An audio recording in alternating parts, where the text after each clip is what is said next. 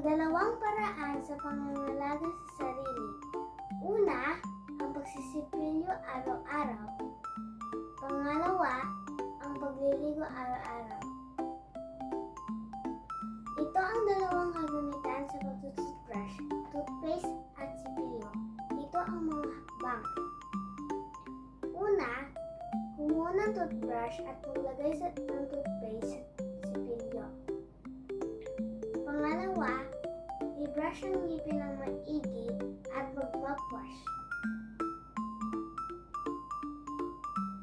Ito ang mga kagamitan sa pagligo, shampoo at sabon.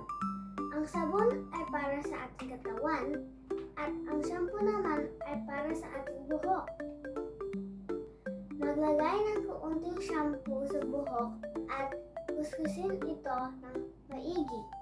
Para sa sabon naman, basain ang sabon at ilagay sa katawan. Pagkatapos, banlawan ang buong katawan at gumamit ang tuwalya. Pagkatapos, magsuklay ng buhok at magbihis. Yun ang mga